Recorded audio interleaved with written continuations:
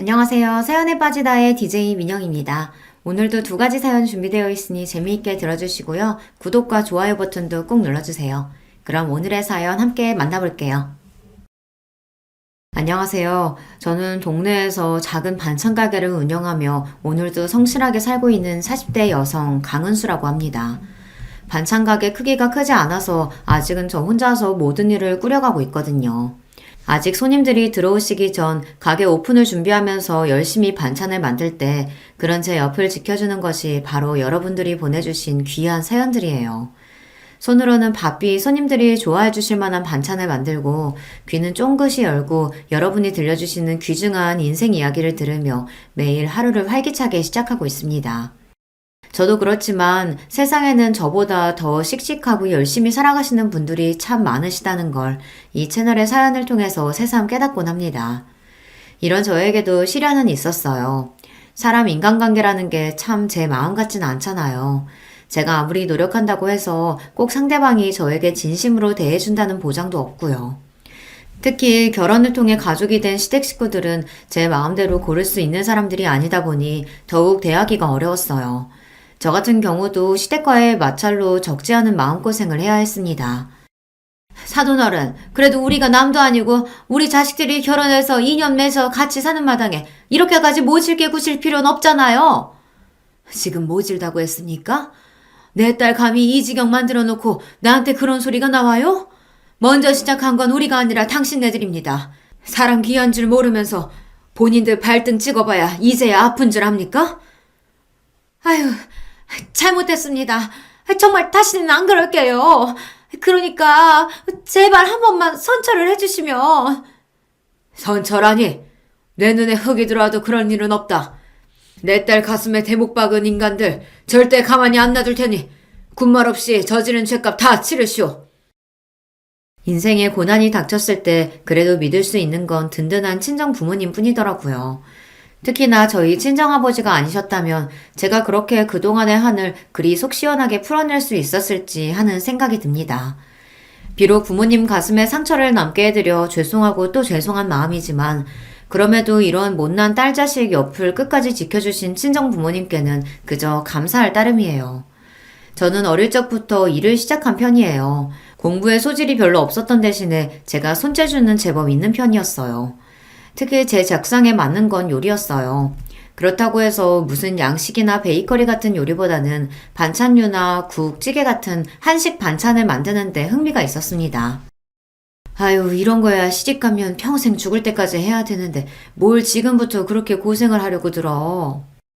하필이면 요리를, 그것도 공부해서 유학이라도 갈 수 있는 양식도 아니고 한식의 재능을 보이는 저를 보고 저희 어머니 걱정이 이만저만이 아니셨습니다. 엄마 입장에서는 평생 가족들 해먹인다고 지긋지긋하게 부엌에 붙어서 사셨을 텐데 본인 딸도 그렇게 살 거라고 생각하니 가슴이 답답하셨겠죠.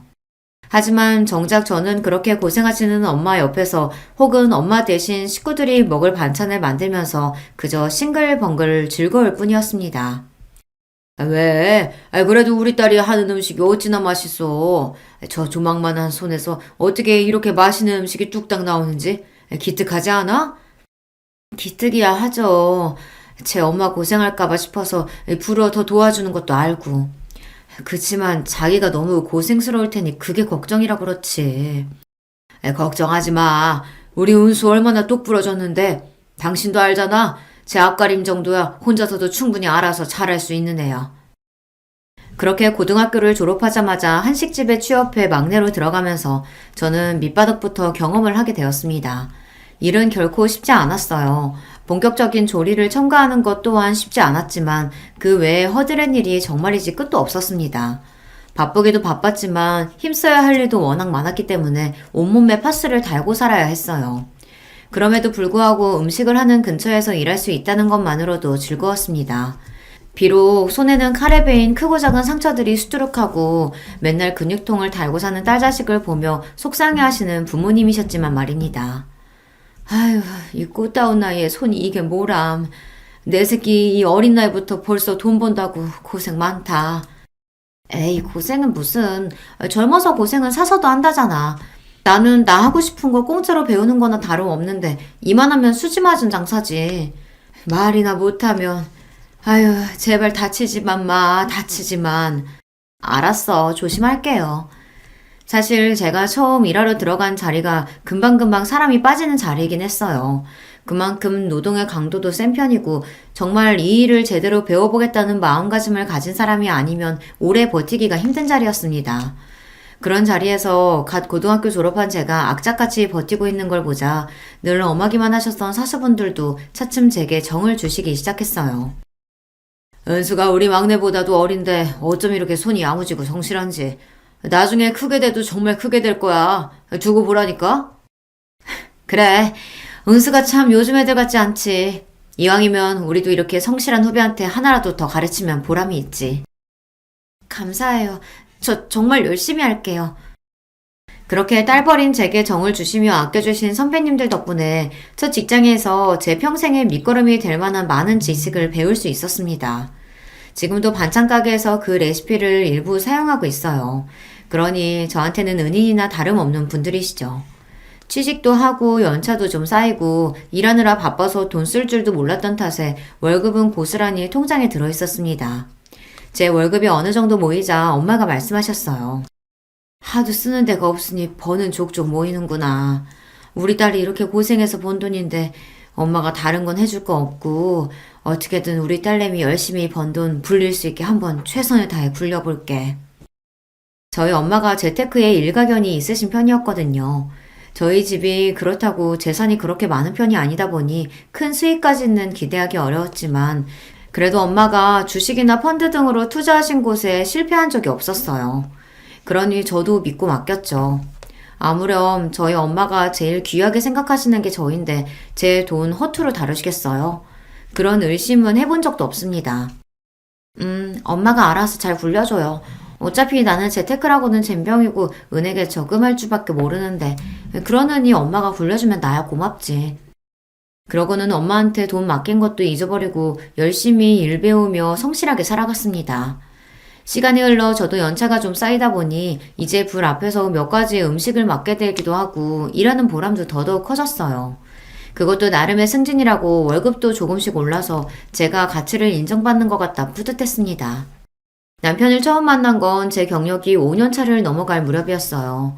평소에 제 사수분들이 워낙 저를 예뻐해 주셨기 때문에 누구에게 말을 꺼내도 제 얘기를 좋게 해주시는 편이었습니다. 진짜 저보다도 더 저를 고평가해 주시는 것 같아 민망하긴 했지만 어쨌든 그건 역시 선배들의 애정이라고 생각하니 기분은 좋더라고요. 남편은 제가 일하던 한식당의 납품업체 직원이었습니다. 저보다 먼저 저에 대한 남편의 호감을 알아챈 선배분들이 은근히 저를 부추기셨습니다. 오대리가 사람이 참 성실하고 괜찮아. 헛짓한 성격도 아니고. 은수 너랑은 딱이다 딱. 그렇게 반쯤은 호기심으로 반쯤은 주변의 부추김에 등 떠밀려 남편과 교제를 시작하게 되었습니다. 남편 역시 어려서부터 일을 시작한 사람이었어요. 저 같은 경우에는 제가 하고 싶은 일이 확고해서 그런 거였지만 남편은 사실상 집안 환경 때문에 반쯤 떠밀리듯 사회생활을 시작한 사람이었습니다.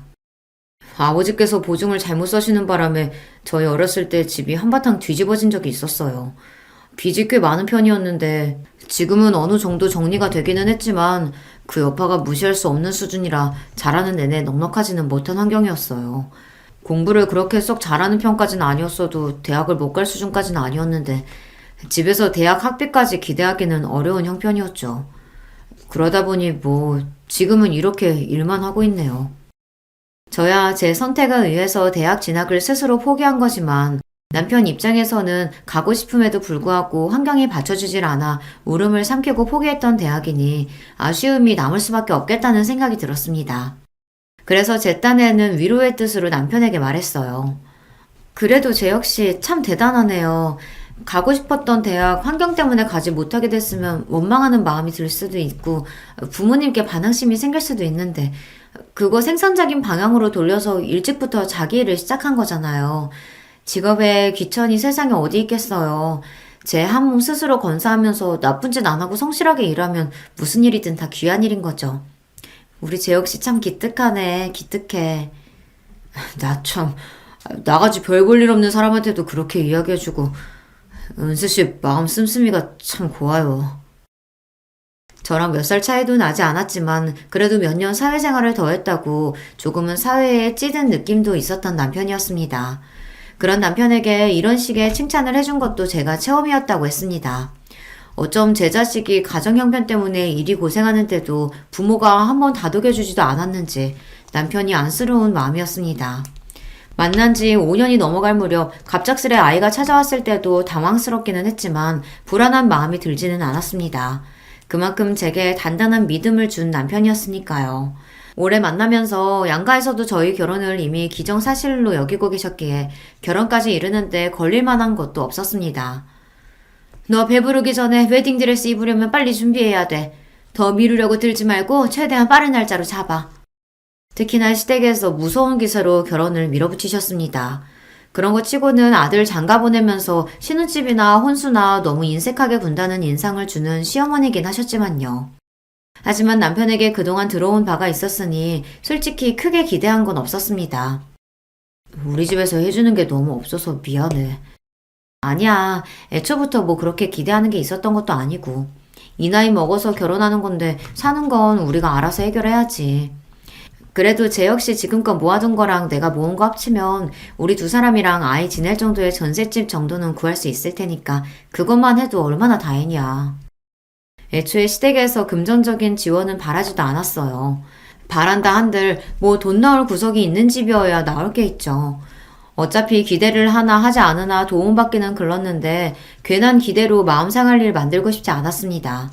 그렇게 반반 결혼을 하게 되었죠. 신혼집 전세금으로 들어간 돈도 반반, 가전으로 들어간 돈도 거의 반반이었습니다. 물론 뒤에서 저희 친정 부모님이 제게 따로 챙겨주신 것도 있었어요. 남편 집에서 워낙 해주는 것도 없는데 저희 집에서 먼저 나서기도 남편 입장에서 민망할 수도 있다는 생각이 들어 제가 별 말은 하지 않았지만요. 그래도 내 새끼 시집 보내는데 부모가 돼서 어떻게 아무것도 안 해줘. 이건 아빠가 따로 챙겨주니까 살면서 네가 필요한 일 있으면 주저하지 말고 써. 결혼해서 살다 보면 알게 모르게 돈 들어갈 일 적지 않아. 그럴 때 믿는 구석으로 이거라도 갖고 있으면 좀 나을 거야. 아빠 정말 감사해요. 생각지도 못하게 아빠한테서 제 명의로 된 통장을 하나 받게 되었습니다.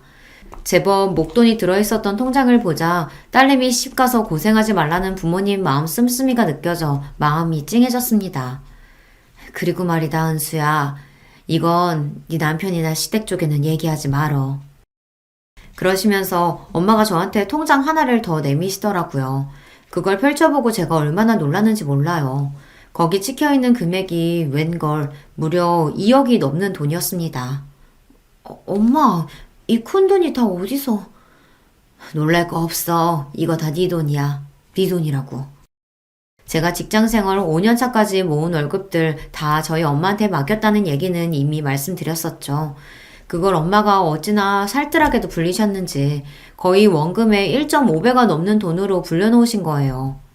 운이 좋았어. 마침 같이 재테크 공부하는 지인들이 좋은 정보 물어주는 바람에 너도 그렇지만 엄마도 덕 좀 봤다. 이거는 우리가 도와주는 거 아니고 오롯하게 네 돈인 거니 잘 갖고 있어. 괜히 남편이나 시댁에 얘기해서 헛바람 들게 하지 말고. 정말 살면서 이 돈 없으면 죽겠다 싶을 때 그럴 때나 써. 알았지? 나 진짜 생각도 못했어. 사실 엄마가 따로 돌려주지 않으셨으면 그대로 잊고 지나갈 수도 있었어요. 그래도 5년을 모은 월급이니 적은 돈은 아니지만 자식이라고 제가 지금까지 크게 해드린 것도 없는데 부모님 드린다고 해도 아깝지 않은 돈이었습니다. 왜 시집가면서 그때까지 번 돈 다 친정에 주고 가는 신부들도 있다고 하잖아요. 그래도 저는 연차 쌓인 이후로 다시 월급 모아놓은 게 꽤 돼서 그걸로 전셋집도 얻고 했으니 그래도 크게 서운하지 않을 거였습니다. 제 입장에서는 정말로 생각지도 못한 횡재였어요. 그렇게 든든하게 믿는 구석 챙기고 시집을 가게 되었죠. 아버지가 주신 돈과 엄마가 불려주신 돈을 합해서 2년 만기 적금으로 묶어두었습니다. 비록 전셋집이긴 해도 남편과 열심히 일해 함께 마련한 집도 있었고 아이 태어나면 이래저래 돈 들 때가 많겠지만 그래도 아직 목돈 들어갈 일이 급하지는 않았으니까요. 아이가 좀 더 크고 만약 아이가 또 생긴다면 지금보다 더 집 넓혀서 이사 가야 하니 그때 쓰더라도 늦지 않다고 생각했죠. 이건 남편에게 얘기를 해야 하나 말아야 하나 잠깐 고민이 되었지만 결혼 전에 친정 부모님께서 신신당부하셨던 말씀이 생각나 말을 삼켰습니다.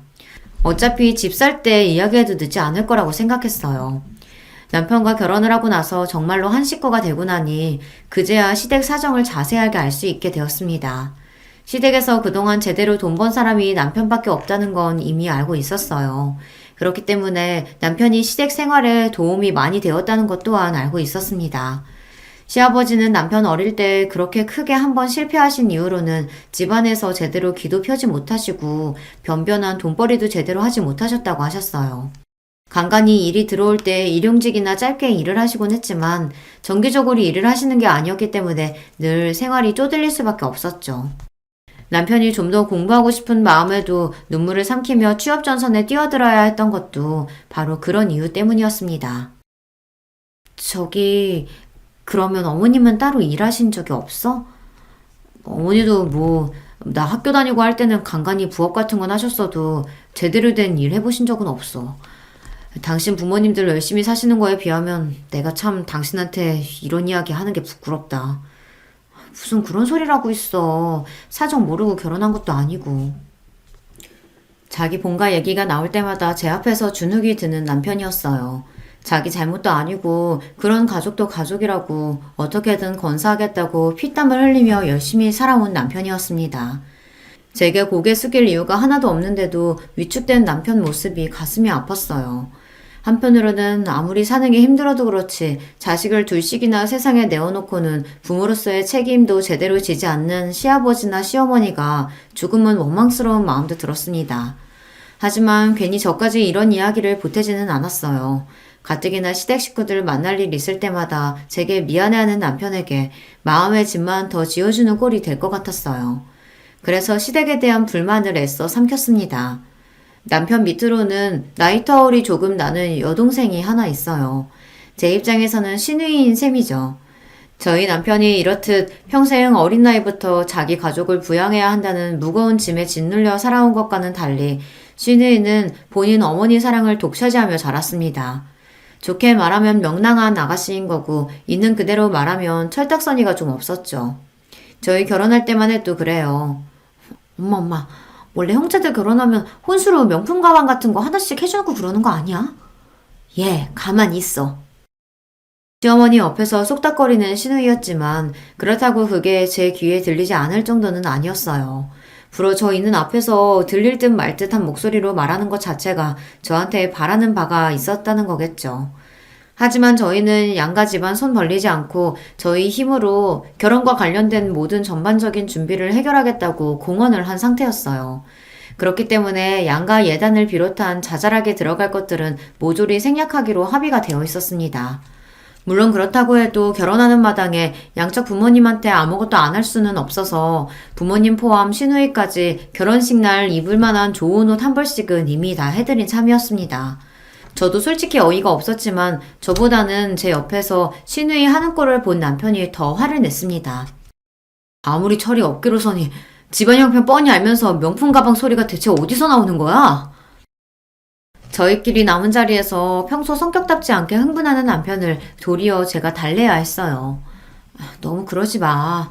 아직 나이도 어리고 이것저것 꾸미고 싶기도 할 나이잖아. 아직 결혼할 나이도 아니고 주변에 결혼한 사람도 없을 테니 대충 들은 소리 가지고 잘 몰라서 저러는 걸 거야. 모르든 말든 자기가 우리 결혼에 하는 게 뭐가 있다고 당신한테 그런 요구를 해. 지금까지 저 키운다고 내가 뼈 빠지게 벌어다 바친 것만 해도 얼만데. 다소 억울하게까지 들리는 남편 말이었어요.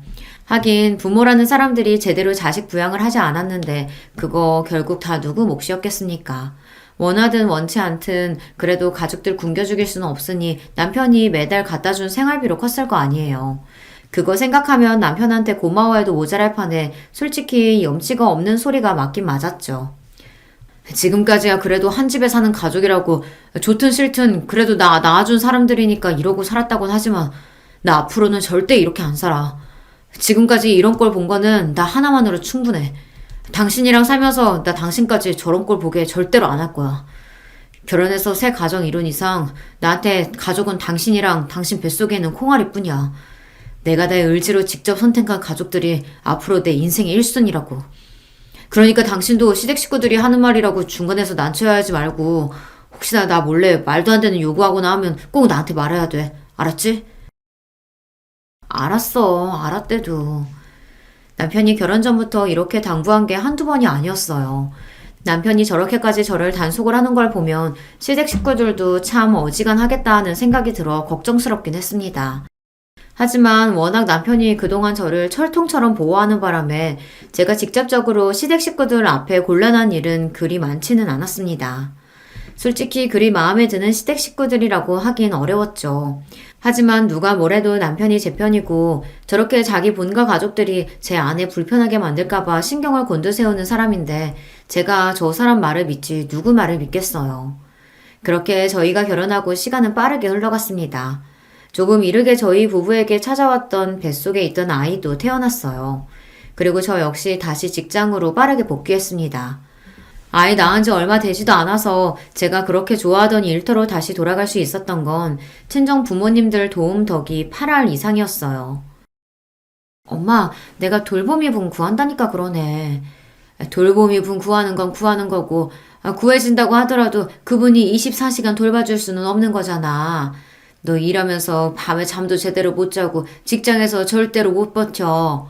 군소리 하지 말고 엄마가 도와준다고 할 때 그냥 그러려니 해. 그렇게 염치도 없이 친정어머니 도움을 받아가며 초보 엄마 아빠 생활을 시작하게 되었습니다. 장모님께 감사해서 어째. 우리 세윤이 모신다고 매일같이 여기까지 들리시는 것도 보통 일이 아닐 텐데.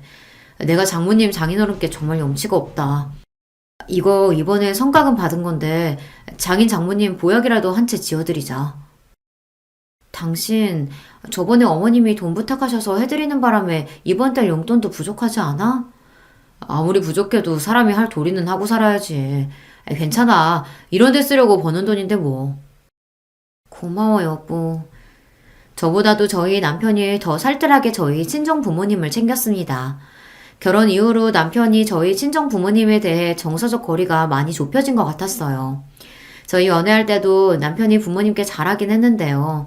그래도 결혼 이후로는 태도가 더욱 호의적으로 바뀌었습니다. 제 생각에는 아무래도 자기 본가 식구들하고 저희 친정 부모님이 비교가 많이 됐던 것 같아요. 남편이 결혼할 때부터 이제 가정 이루고 나면 생활비 같은 것도 예전처럼 많이 못 도와드린다고 시댁에 단단히 못을 박아두었어요. 그런 탓에 예전만큼은 아니지만 그렇다고 시댁에 정기적으로 수입이 있는 게 아니다 보니 여전히 야금야금 남편에게 손을 벌리는 시댁이었습니다. 남편 역시 그런 요구를 받을 때마다 화를 내면서도 그래도 가족이라는 굴레를 벗어나긴 쉽지 않은 일이다 보니 예전만큼은 아니어도 매번 어느 정도는 시댁을 챙겨드린다는 걸 알고 있었어요. 그러면서도 저한테 따로 도움을 요청하거나 혹은 시댁에서 저한테 따로 돈을 요구하지 못하도록 신경을 쓰는 남편이었습니다. 반면 그런 시댁과는 다르게 저희 친정에서는 저희 결혼 이후로 항상 뭐라도 보탬이 될 건 없을까 늘 저희에게 신경을 쓰셨습니다. 거기다 아이까지 봐주고 계셨으니 남편 입장에서는 얼마나 비교가 됐겠어요. 저희 가족들도 저희 친정 식구들이 그렇게 저희를 달리 대하다 보니 남편은 그걸 부끄러워하면서도 항상 저희 친정 부모님을 감사하게 생각하고 있었죠. 그런 남편하고 비교하면 도대체 같은 배에서 나온 사람이 맞나 싶을 정도로 하는 모양새가 판이하게 다른 시누이였습니다. 남편하고 나이 차이가 조금 있다고 해도 시누이 나이도 이제 어엿한 사회인으로서 제 몫을 다해야 할 시기였어요. 그럼에도 불구하고 가끔 알바 나가는 것 말고는 제대로 된 일자리를 구할 생각을 안 하는 시누이였습니다. 어떻게 하는 짓이 자기 부모랑 그렇게 똑 닮았는지 생각해보면 오히려 남편이 그 집안의 돌연변이가 아닌가 싶을 정도였죠. 제 오빠가 두 눈 시퍼렇게 뜨고 있는데도 몰래 눈치 봐가며 저한테도 몇 번 용돈을 타간 적이 있는 시누이였습니다. 언니, 내가 진짜 급해요. 이번만요. 네? 부탁 좀 할게요. 그렇다고 남편이 그렇게 신신당부를 했는데 제가 호구도 아니고 매번 시누이 부탁을 들어주진 않았습니다. 하지만 이게 참 항상 거절만 하기도 쉬운 일이 아니더라고요. 큰 돈은 아니었지만 그것도 야금야금 모아보면 액수가 그리 적진 않았을 겁니다. 한 번은 그걸 남편한테 들키는 바람에 시댁이 발칵 뒤집혔었어요. 오제, 너 정신머리가 있어 없어? 네가 지금 나이가 한두 살 먹은 어린애야? 이 정도까지 해줬으면 이제 너도 네 앞가림은 알아서 네가 해야 할 거 아니야. 나도 모자라서 어디 네 새언니한테까지 손을 벌려? 그래도 제 오빠 무서운 건 알았는지 찍소리도 못하고 뒤에서 저만 원망스러운 눈빛으로 바라보는데 솔직히 어이가 없었죠. 꼭 제가 제 오빠한테 일러바치기라도 한 것처럼 쳐다보는데 잘못은 자기가 했지 제가 했나요? 돈 쓰고도 좋은 꼴 못 보는 거 보니 제가 괜한 짓을 했다 싶었습니다. 그런 저를 보고 창피하지도 않은지 시어머니가 남편에게 소리를 빽 질렀어요. 아니, 얘가 가져가면 뭘 얼마나 가져간다고 애를 그렇게 쥐잡듯이 잡아. 재혁이 너도 참 그러는 거 아니다. 네 가정 생겼다고 네 동생이랑 어미의 아비는 어떻게 살든 신경도 안 써? 내가 널 어떻게 키웠는데? 어떻게 키우다뇨. 나한테 그런 소리 하면 안 되죠. 그러는 나야말로 지금까지 어떻게 살았는데. 그간의 서름이 터졌는지 원망을 쏟아놓는 남편 눈시울이 붉어졌습니다. 이러다 또 괜히 내 남편만 상처받지 싶어 얼른 끼어들어 말렸어요. 여보, 그만해. 그만하고 가자, 응? 내가 나 하고 싶은 거 포기해가며 그동안 이만큼 했으면 됐지. 간신히 이룬 가족까지 깨트리고 싶어서 그래요? 도대체 나한테 왜 이러는 거야? 그렇게 따지면 우리라고 뭐 서운하는 거 없는 줄 알아? 예, 내 아들이 너랑 결혼하고 나서 우리한테 얼마나 찬바람이 쌩쌩 부는지 뒤에서 네가 부추기기라도 한 거 아냐? 어머니! 남편이 경악에 찬 목소리로 소리를 질렀습니다. 할 거면 나한테만 해요. 나한테만. 이 사람까지 잡으려 들지 말고. 며느리 보기 창피하지도 않아요? 난장판도 이런 남장판이 없었습니다. 자식 이렇게 서럽게 해서 좋을 게 뭐라고 대체 시어머니의 심리 상태를 이해할 수가 없었어요. 그러면서도 철딱선이 없는 자기 딸은 얼마나 감싸는지 막내딸만 자식이고 저희 남편은 자식이 아니랍니까? 똑같이 자기 배로 낳아놓고 누군 밑빠진 독에 물 붓듯이 퍼주기만 하고 누구는 없는 형편에도 저리 철딱선이 없이 구는 걸 감싸주기까지 해요. 10손가락 깨물어 안 아픈 손가락 없다 하더니 시어머니한테는 딱히 그런 것도 아닌 모양이었습니다. 하필이면 그 덜 아픈 손가락이 사랑하는 제 남편이라는 게 가슴이 아팠어요. 가족에 대한 원망이 켜켜이 쌓여 있으면서도 쉽게 가족을 버리지도 못하는 남편이 그동안 얼마나 상처를 받았을지 속이 상했습니다. 내가 정말 이런 꼴까지 보이고 싶진 않았는데 당신한테 이런 못 볼 꼴까지 보여서 정말 미안해.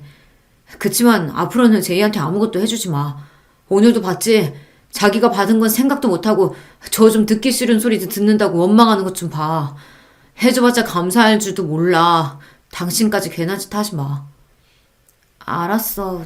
내가 잘못했어. 그날 다친 남편 마음을 달래주느라 꽤나 애를 먹어야 했습니다. 마음 같아서는 남편이 시댁과 연을 끊었으면 싶었어요. 하지만 남편이라고 왜 그러고 싶지 않았겠습니까? 그게 차마 쉽지 않으니 남편도 지금까지 이렇게 시달리며 살아온 거였겠죠. 답답한 마음이 들긴 했지만 과연 나였으면 매몰차게 부모지간의 연을 끊을 수 있었을지 생각해보면 저 역시 쉽게 대답할 수는 없었습니다.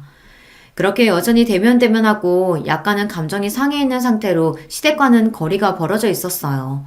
불어 제가 시댁하고 가깝게 지내고 싶은 마음도 없었지만 남편이 워낙 도끼 눈을 뜨고 쳐다보고 있으니 제가 그러려고 했다 한들 그럴 수도 없었을 거예요. 그러던 와중에 뜻밖의 소식이 들려왔습니다. 바로 신우이의 결혼 소식이었어요. 아니 아가씨 어쩌려고? 지금까지 변변하게 일해놓은 것도 없고 당연히 모아놓은 돈도 없는데 무슨 돈으로 결혼을 하겠다는 거야? 제이 걔 애 가졌다더라. 뭐? 그러니까 신우이도 혼전 임신을 했다는 겁니다. 더 기가 막히는 건 신우이의 남편이 될 사람도 일정한 직업이 없다는 거였어요. 대번에 걱정부터 되더라고요. 솔직히 신우이가 잘 살든 말든 그거 자체는 그렇게 신경 쓰이지 않았어요. 그만큼 정이 있었던 것도 아니었고요. 하지만 그리 귀하게 여기는 신우이 반지 앞 월세방에서 신혼살림 시작하게 생겼는데 시어머니가 어디 가만히 있겠습니까? 결국은 제 남편을 들들 볶으려 들 텐데 그 생각을 하니 골이 깨지는 기분이었습니다. 소식을 듣고 걱정하긴 저희 친정 부모님 역시 마찬가지였어요. 아유, 사돈댁은 대체 어쩌려고 그런다니? 없는 형편에 딸 자식 시집을 어찌 보내려고? 또 우리 오서방만 잡으려 드는 거 아닌가 몰라. 이번에는 그 사람도 마음 단단히 먹었는지 어린 반푼어치도 없는 소리라고 하는데 어떻게 될지는 가봐야지. 그렇다고 동생이 결혼하는데 손윗사람이 돼가지고 아무것도 안 하고 손 놓고 있을 수만 없잖아. 아유, 또 오서방이 속이 어지간히 썩겠어. 너도 그렇고. 이미 시댁 돌아가는 꼴이 어떤지는 진작 알고 계신 친정 부모님이셨기 때문에 얼굴에 수심이 드리워지셨습니다. 예상했던 것처럼 얼마 지나지 않아 시어머니가 은근히 저희를 들쑤시기 시작했어요. 예, 그래도 동생이 시집 가는데 아무것도 안 들려보낼 순 없잖니. 걔가 지금 홀몸도 아니고. 그건 어머니가 알아서 하셔야죠. 저는 지금까지 제가 낳은 자식도 아닌 걔 이만큼 키워놓은 것만 해도 제 할 돌이 넘치겠어요. 너는 또 말을 그렇게 서운하게 해? 예, 네 남편 말하는 것 좀 봐라. 너도 애 생겨서 결혼했잖아. 그러면 이해를 좀 해줘야지. 지금 제 이 마음이 얼마나 불안하겠어? 지금 누구랑 누굴 비교하는 거예요? 이 사람은 어릴 적부터 열심히 일하면서 자기 앞가림 똑부러지게 한 사람이에요. 쥐뿔 가진 것도 없으면서 덜컥 애부터 생겨서 제 오빠한테 살림살이 내놓으라고 하는 애랑 비교를 해요? 그렇게 딸 자식이 안쓰러우면 부모인 어머니가 해결하세요. 지금까지 제가 갖다 드린 돈 다 어쩌셨는데요? 그거 한두 푼도 아닌데 생활비 쓰고도 알뜰하게 모았으면 애 혼수 보탬 정도는 되잖아요. 그거 다 어쩌셨는데요? 그러자 시어머니가 우물쭈물 말했습니다. 아니, 식구가 셋인데 돈 쓰려고 하면 그거라고 넉넉해? 그나마도 너 장가 들고 나서는 오만 눈치 다 보게 만들더니. 그렇게 제 눈치가 보기 싫으셨으면 직접 나가서 돈을 버시던가요? 남편이 버럭 소리를 지르는 바람에 그 대화는 그걸로 끝이 났습니다. 그러고 나서 신우이가 살살 저희 집으로 들락날락 거리더라고요. 이 집구석에서 돈 나올 구석이 저희밖에 없으니 어떻게든 저희 구슬리는 것 말고는 도리가 없었겠죠. 남편은 그런 신우이를 냉랭히 대했지만 돈까지 해주는 건 아니라 하더라도 제 입장에서 집에 찾아오는 신우이한테 문을 안 열어줄 수도 없잖아요. 그렇게 불편한 시간이 쌓여갔습니다. 언니가 말 좀 잘해주면 안 돼요? 곧 언니 조카도 태어날 건데. 말 맞다나 곧 엄마가 될 사람이 여전히 철딱서니가 없는 게 사람 복장을 뒤집어지게 할 지경이었으나 이번만큼은 남편도 호락호락하지 않았습니다. 저 역시 뭐 예쁘다고 도와주자는 소리가 쉽게 나오겠어요. 와중에 친정어머니로부터 전화가 와서 잠시 전화를 받으러 발코니로 나왔습니다. 엄마 왜요? 은수야, 다름이 아니라 우리 세준집에서 급하게 이사를 나가야 한다고 해서 보증금을 빼줘야 할 것 같은데 엄마 아빠 돈 묶어놓은 게 있어서 당장은 빼주기가 어렵거든. 한 달 정도 좀 돈 좀 용통해 줄 수 있을까? 풀리는 대로 바로 이자까지 쳐서 돌려줄게.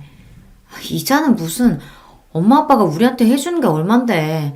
아 맞다, 나 결혼 전에 엄마 아빠가 준 돈 적금으로 묶어놓은 거 이번에 만기돼요. 3억 가까이 되니까 보증금 내주는데 문제 없을 거야. 내가 조만간 은행 들려서 해결할게.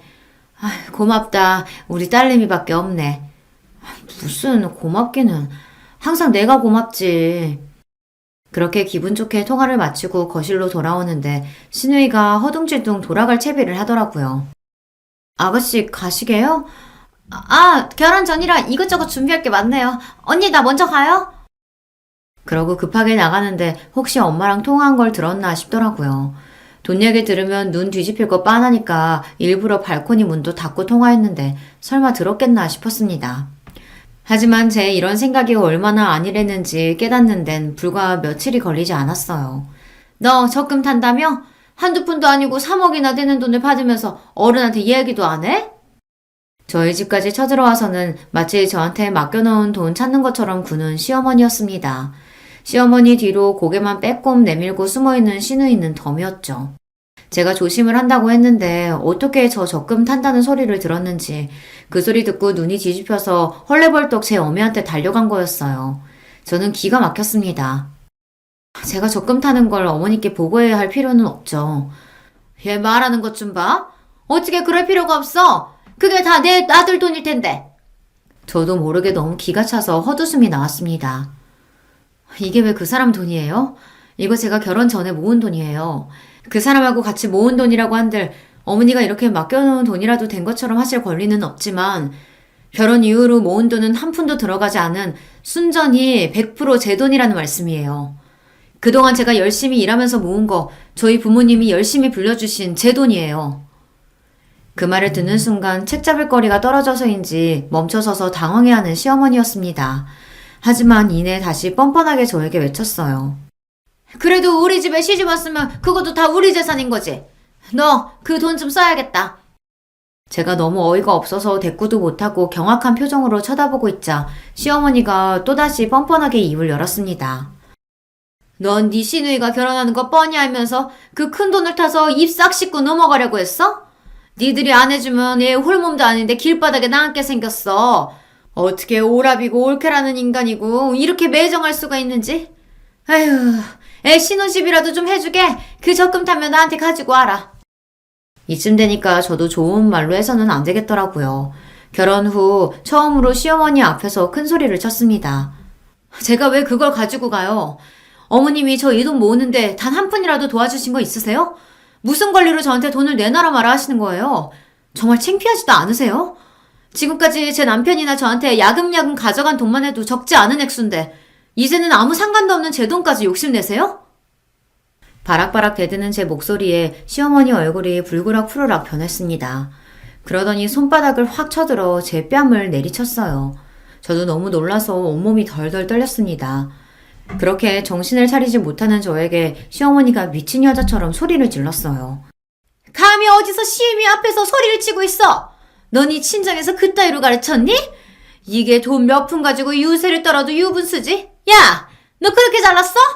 내 아들이 네 편 좀 들어주니까 아주 세상에 무서운 게 없지? 내가 진작 네 버릇을 고쳐놨어야 하는 건데 어른 무서운 줄도 모르고 감히? 사람이 너무 화가 나니까 오히려 말문이 턱턱 막히더라고요. 그런 제 꼴을 보고 제 어미 뒤에 숨어있던 시누이가 슬그머니 제 엄마를 부추겼습니다. 아, 엄마, 이쯤 했으면 언니도 알아들었겠지. 그쵸? 언니가 하도 집안 어른 무서운 줄도 모르니까 엄마도 얼마나 마음이 상하셨겠어요. 엄마, 그만하고 가자. 언니도 이만하면 엄마 뜻 잘 알아들었을 거야. 언니, 그러면 은행 갔다 와서 연락 줘요. 네? 그러고는 제 엄마를 끌고 가는데 저한테 감히 손찌검을 한 시어머니도 시어머니지만 저 돈 있다는 걸 알고 지 어미까지 끌고 와서 감히 제 돈으로 시집 가기 전에 한 미쳐 뽑으려드는 저 시누이란 인간도 그만 잡아 죽이고 싶어졌습니다. 그 두 인간이 폭풍처럼 휘몰아친 자리에서 차마 눈물조차 터트리지 못하고 부들부들 떨며 서 있었어요. 얘 은수야, 너 왜 그러고 섰어? 어머, 얘 얼굴이 왜 이래? 저희 아이 봐주러 오셨다가 뺨을 맞아 엉망으로 부은 채로 넋을 빼놓고 서 있는 저를 보고 친정 부모님께서 기함을 하셨습니다. 아버지께서 간혹 주중에 쉬시는 날에는 어머니와 함께 아이를 봐주시곤 하셨는데 마침 그날이 그랬던 거예요. 뭐야, 누가 이랬어? 감히 내 딸 얼굴을 누가 이 지경으로 만들었어, 어? 그제야 서름에 눈물이 뚝뚝 떨어지기 시작했습니다. 이내 제 작은 울음소리는 오열로 변해갔어요. 그렇게 한참을 엄마 아빠 품에 안겨 한참을 펑펑 울고 난 다음에 일의 자초지종을 말씀드렸습니다. 이 미친 옆에 내가 감히 나 아버지 귀한 딸 얼굴을 이따위로 만들어? 내 이 옆에 내를 그냥... 당장이라도 시댁으로 달려가 절단을 낼 기세인 엄마였어요. 아빠, 엄마, 나 정말 억울해서 못 살겠어. 나 그 여자한테 내 돈 단 한 푼도 안 뺏길 거야. 내가 이 돈을 어떻게 모았는데... 엄마 아빠가 무슨 마음으로 나한테 이 돈을 해줬는데 자기가 뭐라고 감히 이 돈에 눈독을 들여? 분노를 참지 못하고 있는 대로 악을 쓰는 저를 보고 저희 친정아버지 눈이 지글지글 끓어올랐습니다. 걱정 마라 은수야. 걱정하지 마.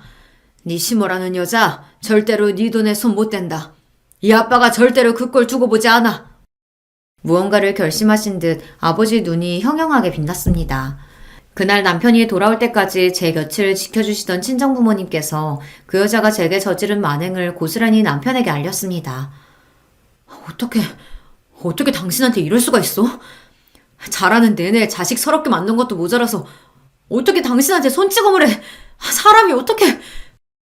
남편 역시 제 어머니가 제게 손을 댔다는 사실을 알고 분노를 주체하지 못했습니다. 그런 남편을 보고 아버지께서 한 말씀 하셨어요. 자네, 끝까지 우리 편, 딸 편 들어줄 자신 있어? 자네 모친 등지고 우리 딸 편 들어줄 자신 있냐고. 은수와 결혼 결심했을 때부터 제 진짜 가족은 은수였어요. 저도 더는 이런 패까지 부리는 사람 제 가족이라고 감싸면서 못 살겠습니다. 울분에 가득 차 제 아버지 앞에서 맹세하는 남편이었습니다. 저 사람마저 제 편이 아니었다면 저 정말 억울해서 숨도 제대로 쉬지 못했을 거예요. 그렇게 서로 얼싸하는 저희 부부를 보시며 아버지께서 말씀하셨죠. 그럼 됐다. 그거면 됐어. 나머지는 이 아버지가 다 알아서 할 테니까 너희는 그 여자 연락 받아주지 말고 기다리고 있어. 그러고는 단박에 자리를 박차고 일어나시는 아버지셨습니다. 모르긴 몰라도 절대 조용하게 지나갈 수 없으리란 예감이 강하게 들었죠. 저희 아버지가 평소에 다정하고 상냥하신 분이기는 해도 한번 마음먹은 것은 집요하게 물고 늘어지시는 분이셨습니다. 그런 성격 탓에 업무적으로도 아버지를 신뢰하시는 동료분들이 많았고요. 그로부터 며칠 지나지 않아 남편에게 경찰서로부터 연락이 왔습니다. 네? 저희 어머니가요? 올 것이 오고야 말았구나 하고 생각했어요. 저는 그 길로 남편과 함께 연락받은 경찰서를 향했어요. 그곳에는 이미 저희 친정아버지가 장승처럼 당당하게 버티고 서 계셨습니다. 왔니? 들어가자. 앞서 들어가신 아버지를 따라 저희 부부도 경찰서 안으로 들어갔어요. 그러고는 차가운 유치장 철장 안에 갇힌 시어머니를 목도하고 말았죠. 재혁아, 얘 아가, 나 좀 꺼내줘. 이 엄마 좀 꺼내다오. 어? 뭐예요? 대체 무슨 짓까지 했길래 여기서 이러고 있는 거예요? 제 어미에 대한 일말의 동정심도 없는 말투로 남편이 싸늘하게 물었습니다. 곁에 서 있던 남편에게 연락을 준 형사가 말했어요. 불법 도박장에서 현장 검거당하셨습니다. 여기 들어오면서부터 얼마나 시끄럽게 난리를 치던지 아주 정신이 없어 죽겠어요. 그 말에 남편 눈이 획 돌아버렸습니다. 도박? 지금 도박이라고 했어요? 평생 아들 등골 빼먹으며 살더니 그동안 갖다 준 돈으로 도박까지 했단 말이야? 정말 제정신이야? 아무리 남편이 결혼 이후로 시댁에 보내는 돈이 줄었다고 하더라도 절약해서 아껴 쓰면 새 식구 입에 풀칠하지 못할 정도의 돈은 아니었습니다. 항상 돈 없다고 죽는 소리를 해서 대체 살림을 어떻게 하나 싶었는데 그거 야금야금 빼다가 도박까지 하고 있었던 거죠. 아니, 나는 얼마 하지도 않았어. 내가 그럴 돈이 나 있어? 그저 사는 거 팍팍하고 웃을 일 없으니까 차투리 돈 조금 남은 거 가지고 몇 번 기운 뗀 거밖에 없어. 정말이야. 무슨 판돈은 적어도 도박장을 제 집처럼 드나든다는 증언을 한 사람이 한둘이 아니에요. 형사가 코웃음을 쳤습니다. 그러더니 저와 남편을 안쓰럽다는 듯 바라보고 그러시더라고요. 도박은 죽은 자식이 와도 못 고쳐요. 남은 가족들이라도 멀쩡하게 살고 싶으면 이만 끊어내는 게 신상에 이로울 겁니다. 그러더니 혀를 찢차며 다른 용의자에게 건너가셨습니다. 여전히 철장을 양손으로 부여주고 덜덜 떨고 있는 시어머니 앞으로 저희 아버지께서 척 가서 서셨습니다. 꼴 좋네요. 남의 집 귀한 딸 얼굴을 그렇게 패서 뭉개놓더니 내 귀한 딸 그렇게 업신여기고 아무 일 없이 지나갈 수 있을 줄 알았습니까? 분노에 찬 아버지 목소리가 쩌렁쩌렁 울렸습니다. 그런 저희 아버지를 보고 시어머니가 통 사정을 하기 시작했어요. 사돈어른, 제발 저 좀 도와주세요. 사돈어른은 높으신 양반들하고 일하시니까 이런 것 좀 쉽게 빼주실 수 있잖아요. 네? 그러자 아버지께서 코웃음을 치셨습니다. 내가 미쳤다고 당신을 풀어줍니까? 내 새끼 얼굴에 손찌검하고 마음에 생채기 입힌 당신 같은 쓰레기를. 애초에 댁이 지금 왜 여기에 들어있다고 생각합니까? 아버지 말을 듣는 시어머니 얼굴이 점점 창백하게 질려갔습니다. 예, 저희 아버지는 검찰 수사관으로 30년째 근속 중이셨어요. 범죄와 관련된 일을 파고드는 데는 물독처럼 집요하게 물고 늘어지시는 아버지 입장에서 시어머니의 추악한 행태에 하나 찾아내는 것쯤은 일도 아니셨을 겁니다. 내 딸, 내 사위 등쳐먹은 돈으로 도방장까지 들어드는 걸 알았을 때 내가 당신 잡아 죽이지 못해 피가 거꾸로 솟는 줄 알았어. 그런데 뭐? 풀어줘? 선처를 해줘? 정말 기도 안 차서. 사돈어른, 제가 정말 잘못했습니다. 제가 그때 잠깐 돌았었나 봐요. 정작 사과해야 할 저는 쳐다보지도 않고 저희 아버지한테만 개처럼 빌고 있는 시어머니를 보니 저도 분통이 터졌습니다. 잠깐 돌아서 그랬다고? 이봐요. 댁은 내가 알고 있는 한 항상 돌아 있었어. 제 속으로 낳은 제 자식 평생을 마음 춥게 만든 것도 모자라서 언강생심 며느리가 결혼 전에 모은 돈까지 탐을 내? 그것도 뻔뻔하게 짝이 없는 제 딸년 신혼집 해주겠다고? 내 남편이 도대체 당신한테 뭘 그렇게 잘못했어? 당신이 그러고도 사람이야? 남편 역시 더는 시어머니를 사람 대접하지 않았습니다. 설마하니 우리가 여기서 당신 빼내줄 거라고 기대는 하지 말아요. 감히 내 아내한테 손댄 그 순간부터 나는 이제 어머니는 없습니다. 내 가족 해치려던 인간들과는 이대로 영영 인연 끊을 거란 소리입니다. 아시겠어요? 그 길로 저희는 시댁과 모든 연을 끊었습니다. 더는 사고 수습해줄 멀쩡한 자식이 없으니 유치장에서 몸 갈려가며 한참을 고생한 시어머니였습니다. 이 지경이 되어서야 겨우 내 남편 저런 인간들에게서 풀려났다 생각하니 그것만으로도 다행이라 생각하기로 했어요. 쥐뿔 가진 것 없는 시누이가 결혼식도 못 올리고 제 남편과 쪽방살이를 한다고 할 때도 본인 주제에는 그것도 넘친다 싶었죠. 결혼해서 얼마 같이 살지도 못하고 이혼당했다고 했을 때도 그러려니 했습니다. 애초에 누군가와 가정을 이루고 살아갈 정신머리가 안 되는 여자였어요. 이 모든 사달의 시발점이 된 제 적금은 제 오랜 꿈이었던 저만의 가게를 마련하는 데 썼습니다. 이야기 시작할 때 말씀드렸던 바로 제 반찬 가게이죠. 아침마다 저를 차로 출근시켜주는 남편과는 여전히 다복하게 잘 지내고 있습니다. 이제야 저희 가정도 제자리를 찾은 기분이에요. 오늘 제가 들려드릴 이야기는 여기까지입니다. 여러분들도 가족분들과 좋은 하루 되시길 바라며 이야기를 마치겠습니다. 감사합니다. 안녕하세요. 저는 경기도에 살고 있는 60대 후반 할아버지입니다. 요즘은 뭐 그 정도 나이면 한창인 나이다 라고들 하는데 저는 젊은 시절에 고생을 좀 많이 해서 그런가 원래 나이보다 더 들여 보여서 정말 할아버지 같아요. 고생한 이야기를 간단하게 좀 하자면 아내가 둘째를 낳다가 난산으로 세상을 일찍 두고 두 딸을 혼자 키워왔습니다. 아이들을 위해서라도 새엄마가 필요한가 싶었던 적도 많았지만 그때는 새장가를 들면 새부인이 저희 아이들을 괴롭힐 것 같은 생각이 들었어요. 왜냐면 저도 사실 어릴 적 어머니가 집을 나가시고 새로 들어오신 어머님이 저에게 좋게 해주시진 않았었거든요. 그거에 대한 좋지 않은 기억이 있습니다. 그래서 혼자 아이들을 키웠어요. 물론 먼저 간 아내에게 미안해서 새로운 사람을 만나기 힘들었던 것도 이유 중에 하나입니다. 그 시절에 흔치 않은 연애 결혼이었거든요. 아이들은 너무나 고맙게도 건강하게 잘 자라주었습니다. 그리고 저에게 참 잘하는 효녀들이었어요. 엄마 없이 컸다는 것에 대한 불만이나 그늘이 있을 법도 한데 전혀 그렇지 않았습니다. 아빠, 혼자 애 둘을 키운다는 게 얼마나 힘든 건지 내가 결혼하고 아이를 낳아보니 더 잘 알겠더라. 첫째 아이는 결혼을 하고 아이를 낳고 나서는 저에게 고맙다 이야기하며 정말 펑펑 울었습니다. 저는 그 마음이 너무 고마웠고요. 젊은 시절부터 안 해본 일 없이 다 해가며 고생한 덕에 여기저기 아는 사람들이 참 많았고 그런 사람들의 덕을 많이 보며 살았습니다. 아이들을 혼자 키운다고 여기저기서 반찬도 많이 해주고 또 아이도 봐주시는 분들도 많았고요. 물론 저도 받고만 살았던 건 아닙니다. 도울 일이 있으면 언제나 제일 먼저 뛰어가서 도왔어요. 한 번은 옆집에 살던 친한 아우의 집에 갔다가 그 친구의 목숨을 살려준 일도 있었습니다. 심근경색으로 쓰러진 걸 제가 빨리 발견해서 살려냈었거든요. 병원에 도착해서 치료를 받는데 의료진들이 정말 2, 3분만 더 늦게 왔어도 큰일 났었을 거라고 하더군요. 다행스럽게도 그 아우는 별일 없이 회복했고 그 집안 사람들은 저를 정말 은인으로 생각했어요. 형님, 정말 제가 평생의 은인으로 모시고 이 빚은 정말 두고두고 갚겠습니다. 그 아우는 원래 참 부지런하고 열심히 사는 친구였는데 그런 사람들이 언제나 성공을 하잖아요. 그 아우도 크게 성공해서 지금은 저희 지역에서는 모르는 사람이 없는 중견기업을 운영 중입니다. 한 그룹의 사주가 된 거죠. 늘 형님 필요하신 거 있으면 편하게 이야기하라고 했지만 사실 누군가에게 부탁을 하고 하는 일을 편하게 하는 편의 사람은 아니라서 늘 말만으로도 고맙다고 했었습니다.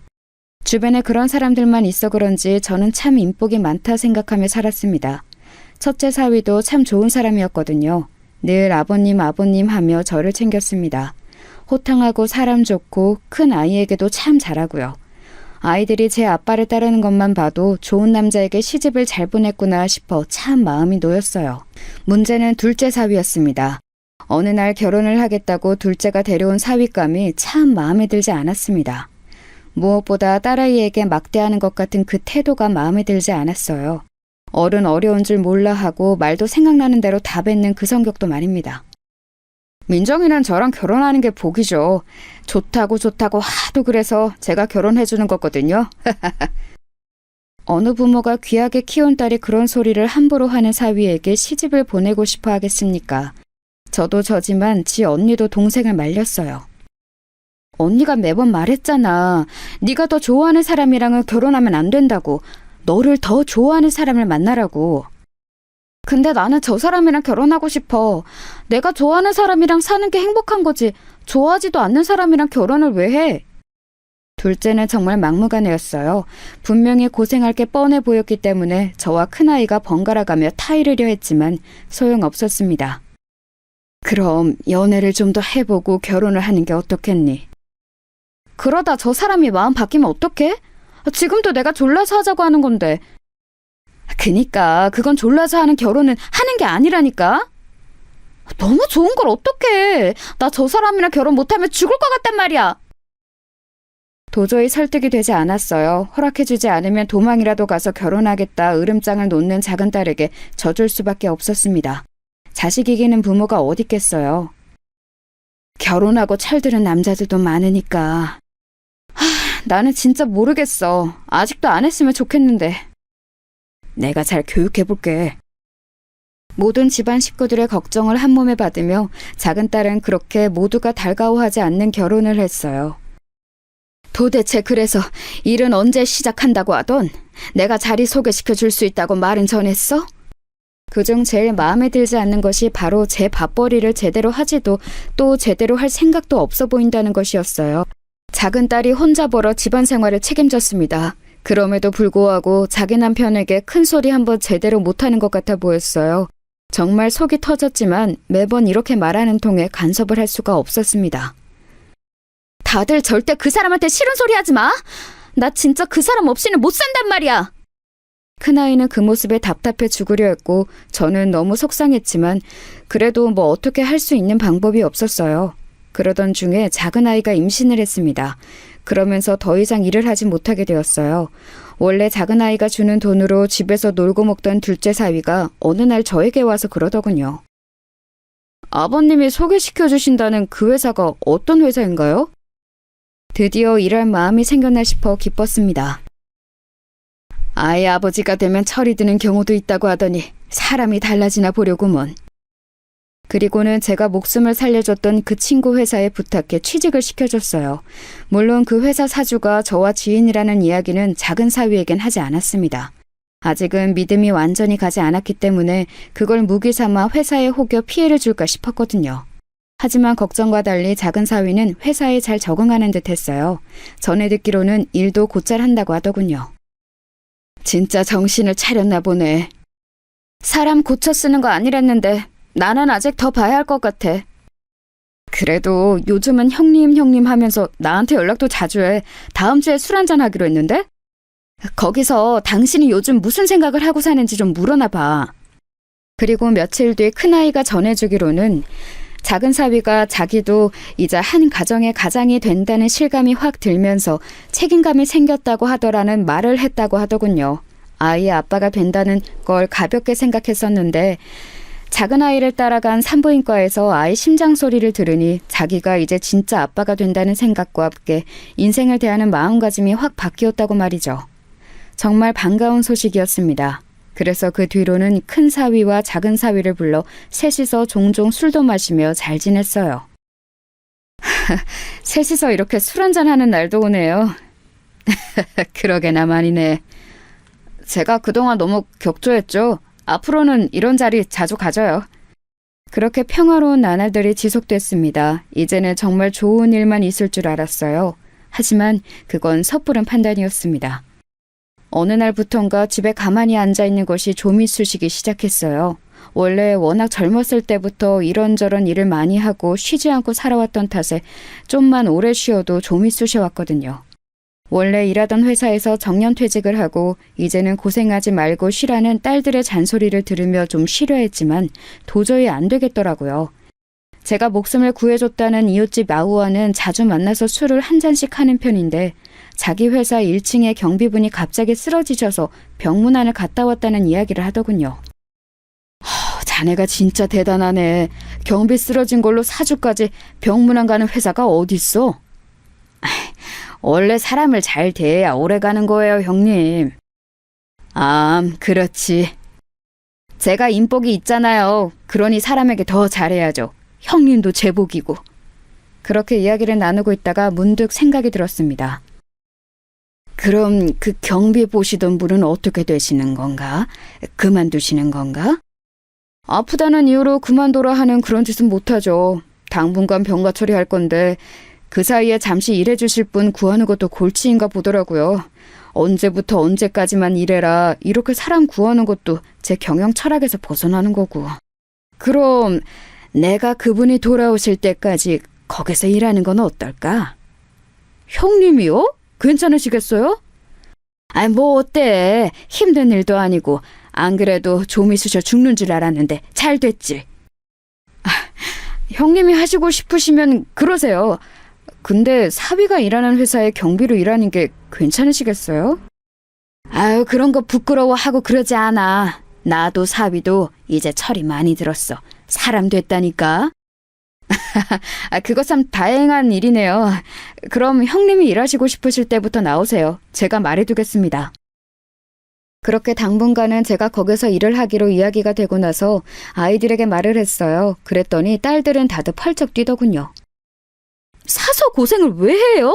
이제 저희가 용돈도 드리고 다 하는데. 그리고 아버지가 돈이 없는 것도 아니고. 네, 이제는 좀 편하게 지내세요. 나는 집에서 쉬는 게 불편한 사람이야. 너네도 알잖니. 도저히 좀이 쑤셔서 가만히 있을 수가 없다. 큰딸이 한숨을 쉬면서 고개를 절레절레 젓더군요. 예전에 사두었던 땅이 많이 올라서 집에 재산도 꽤 되었고 큰딸이 돈을 잘 버는 변호사에 작은 딸아이도 육아휴직을 내놓은 회사가 대기업이었거든요. 용돈을 늘 두둑히 받았기에 아이들은 더 이해를 할 수 없어 했습니다. 자식들 잘 키워놓고 이제 그 덕 좀 보고 사시지. 왜 고생을 하시겠다고. 큰아이가 다시 한번 말렸지만 제가 설득했어요. 길게 하는 것도 아니고 뒤에 아프신 분 돌아올 때까지 잠깐이라고 말이죠. 그렇게 경비원 일을 시작하게 되었습니다. 일은 생각보다 훨씬 할만했고 재미있었어요. 함께 일하는 다른 분들도 다들 좋으신 분들이었고 1층에서 인사를 주고받는 회사 직원분들도 다들 친절했습니다. 아우가 자기는 회사 직원을 뽑을 때 인성교육을 제일 확실하게 시킨다고 했던 게 기억이 나더군요. 여기 직원분들이 진짜 다들 친절해서 다른 곳에서 일할 때 생각하면 정말 천국 같아요. 그니까요. 막 뭐 먹으라고 가져다 주고 그런다니까요. 전에 다른 회사에서 청소할 때는 맨날 무시받고 그랬었는데. 새로운 사람들과 수다를 떨고 매일매일 출근할 곳이 있고 내가 일할 수 있다는 게 생각보다 더 큰 삶의 활력이 되더라고요. 참 즐거웠습니다. 물론 그런 회사에도 이면이 있는 듯 했지만 말입니다. 그래도 이런 회사에도 할 건 다들 하더라고요. 할 거라니요? 불륜도 하고 그래요. 아이고, 회사에서 하라는 일은 안 하고. 그러게나 말이에요. 어느 회사와는 마찬가지로 별별 일이 다 있는 듯 했습니다. 그렇게 별 대수롭지 않게 그 일을 넘겼어요. 그래선 안 됐는데 말입니다. 작은 사위에게는 제가 이 회사의 경비로 일한다는 사실을 말하지 않았거든요. 어디에 취직한 건 아는데 자세하게는 이야기하지 않았습니다. 딸아이도 굳이 말하지 않은 것 같았고요. 그래서 처음 1층에서 마주쳤을 때는 작은 사위가 굉장히 당황하는 얼굴이었어요.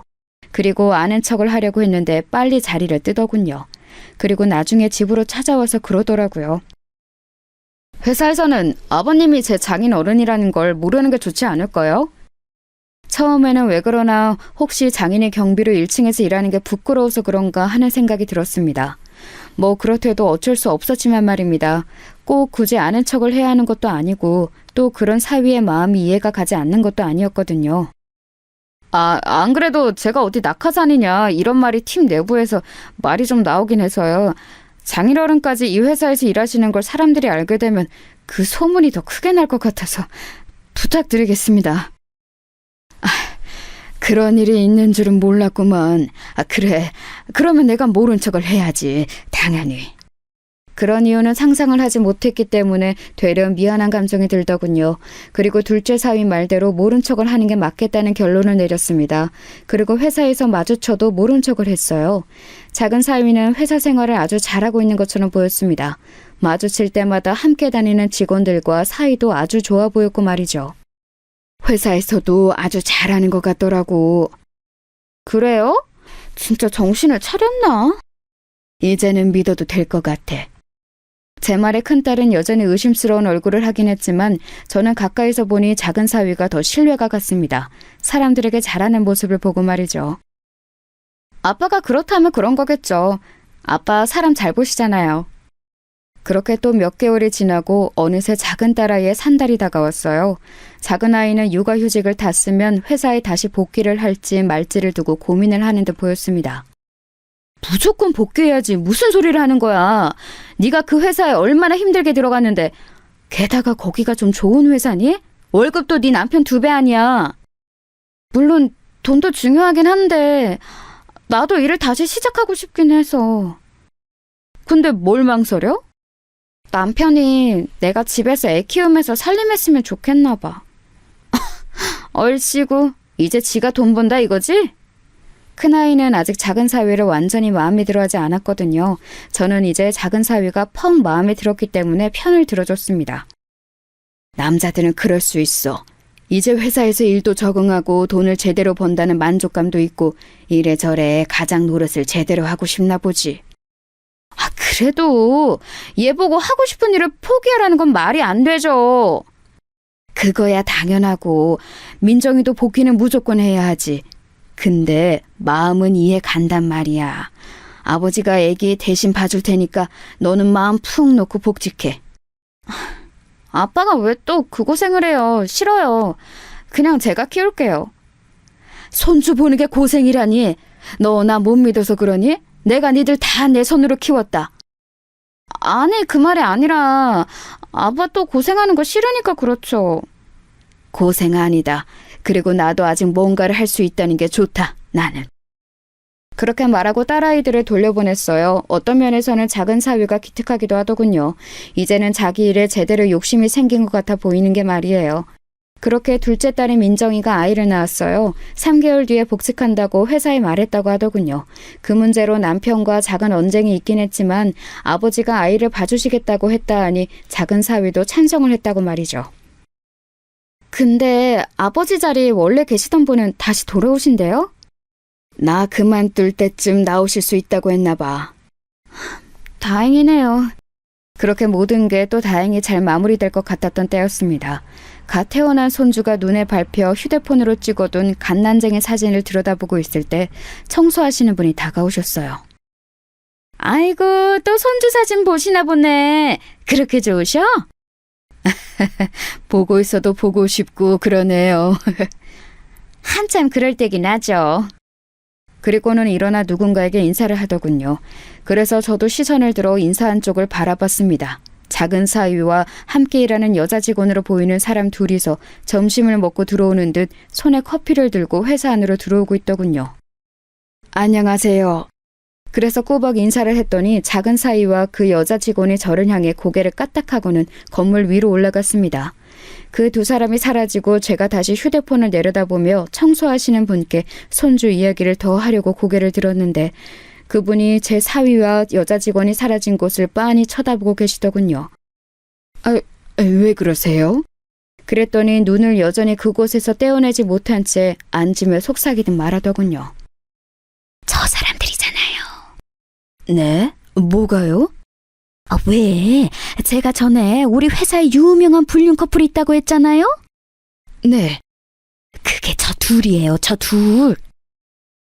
그 말을 듣는 순간 머리를 누구한테 한 대 맞는 기분이 들었습니다. 전에 이야기했던 그 맨날 붙어먹는다는 불륜 커플이 제 사위라니요. 믿을 수가 없었습니다. 에이, 그거 확실한 거요? 제가 애써 부정하려는 듯 묻자 청소부가 단호하게 말하더군요.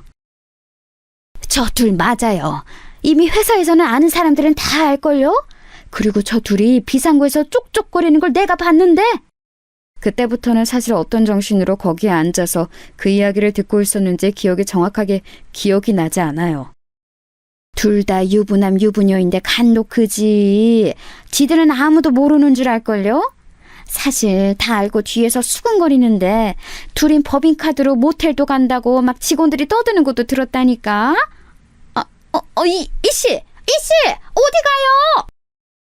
그대로 회사를 나와 작은 딸을 보러 갔습니다. 왜 그랬는지는 모르겠지만 당장 딸아이의 얼굴을 봐야 할 것 같았어요. 하지만 병원에 도착해서는 병실 안으로 들어가지 못한 채 한참을 앉아 있었습니다. 그렇게 얼마간을 앉아 있었을까요? 누군가가 다가오는 느낌에 고개를 들었어요. 작은 사위더군요. 장인어른? 오셨으면 들어가 계시지. 왜 여기 이러고 계세요? 사람 좋아 보이는 얼굴을 하고 저에게 와서 넉살 좋게 이야기를 하는 사위의 얼굴을 보니 제가 낮에 들었던 이야기가 현실이 맞는지 모르겠더군요.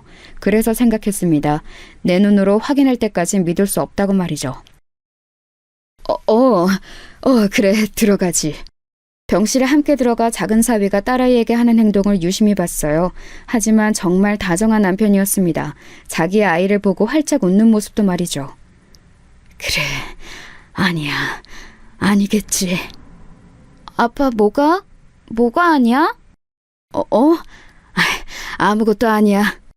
그렇게 오늘 들었던 이야기를 애써 부정하며 집으로 돌아갔어요. 아이고, 이씨 얼굴이 왜 이래? 한숨도 못 잔 사람 마냥. 어제도 갑자기 그러고 나가서 연락도 안 돼서 걱정 많이 했어. 아유, 죄송합니다. 몸이 좀 안 좋아서. 뭘 죄송하기까지. 그럴 수도 있지. 우리 나이에는 진짜 건강 잘 챙겨야 해. 진짜 큰일 나. 그래야 하죠. 그렇게 일을 하는 동 마는 동 집중을 제대로 하지 못한 채 점심시간이 됐습니다. 로비로 나오는 사위와 어제 봤던 그 여직원이 보였어요.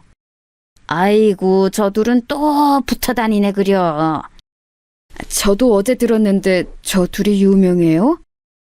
아마 자기들만 모를걸. 모두가 다 자기들 부른 이야기들 떠들고 있다는 거.